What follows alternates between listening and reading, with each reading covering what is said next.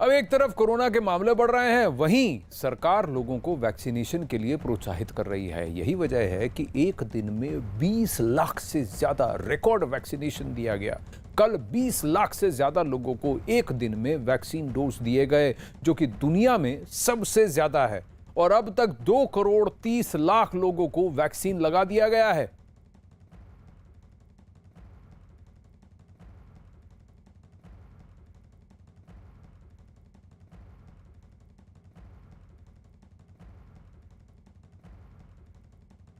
अच्छी बात है कि 2 करोड़ से ज़्यादा लोग अब वैक्सीन लगा चुके हैं। 2 करोड़ 30 लाख। ये वैक्सीनेशन का दौर बढ़ना चाहिए। लेकिन बड़ी खबर अभी बंगाल से आ रही है। यहाँ अखाड़ा में दक्षिण 24 परगना से आ रही है। बंगाल के पुलिस ने दक्षिण 24 परगना से करीब 200 देसी बम बरामद किए हैं। तो ये बम पॉलिटिक्स फिर जारी है बंगाल में। ये बम तरहदिया गांव से बरामद हुए हैं। तारदहिया गांव से बरामद किए गए हैं ये बम। फिलहाल बम निरोधक दस्ता मौके पर पहुंच चुका है। पुलिस ने खुफिया जानकारी के आधार पर ये बरामदगी की है। बहुत बड़ी खबर है ये कि बंगाल चुनाव से पहले इतनी बड़ी जो है दक्षिण 24 परगना में एक गांव से 200 देसी बम बना आपको दिख रहे हैं। ये देखिए बरामद हुए हैं। ये तस्वीरें यहाँ CNN न्यूज़ 18 इंडिया पर एक्सेस की गई हैं, न्यूज़ 18 नेटवर्क पर। और ये पुलिस का पूरा दस्ता है, इस बम का निरीक्षण कर रहा है। अब इन सारे बम्स को इनको जाकर एक महफूज जगह पर ले जाकर इन्हें डिफ्यूज़ करना होगा। पर अगर इस तरह से एक छोटे से गाँव के अंदर 200 बम अगर बरामद किए गए हैं तो किस तरह की तैयारी चल रही है चुनाव से पहले? क्या बम से बनेगा बंगाल? यही बात सवाल जहन में आता है, क्योंकि ये आश्वासन दिया गया है कि इस बार किसी तरह की वायलेंस नहीं होगी, किसी तरह की बम पॉलिटिक्स को जगह नहीं दी जाएगी। लेकिन इन तस्वीरों को देखकर थोड़ा सा दिल दहलता है, थोड़ी सी चिंता की लकीरें माथे पर आ जाती हैं, ये सोचकर कि अगर एक छोटे से गांव में दक्षिण 24 परगना के 200 बम मिल सकते हैं तो पूरे बंगाल में क्या चल रहा होगा? कौन है इसके पीछे? किसके घर से बरामद हुआ? क्या वो किसी पॉलिटिकल पार्टी से जुड़ा हुआ था?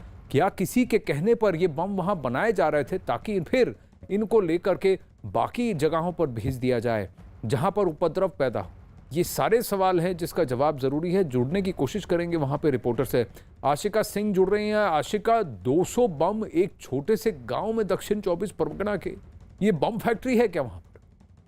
बिल्कुल, देखिए ये दक्षिण 24 परगना वो जिला है जहाँ से अक्सर ऐसी खबरें आती रही हैं जो तस्वीरों में देखा जा सकता है कि एक कमरे के भीतर और जमीन के नीचे जो है वो इन बमों को रखा गया था। जैसा कि पुलिस ने बताया कि उन्हें खुफिया सूचना मिली, जिसके आधार पर वहां पर गए हैं। और करीब ये 170 जीवित बम है, मैं आपको बता दूं, और ताजा हैं, जिन्हें वहां पर छुपा कर रखा गया था। पुलिस ने ये अंदेशा भी जताया है कि चुनाव संबंधी जो है वो हिंसा फैलाने के लिए इन बमों का इस्तेमाल किया जा सकता था, जिसके आधार पर पुलिस ने। तो क्या ये फैक्ट्री थी, कोई सप्लायर था जो कि जो भी मांगे उसको बेचने को तैयार था, या किसी के कहने पर ये बम बने थे? किसी पॉलिटिकल पार्टी, राजनीतिक ग्रुप, व्यक्ति से क्या ये जुड़ा हुआ था व्यक्ति जहां ये फैक्ट्री मिली है, जहां पे ये बम बरामद हुए हैं?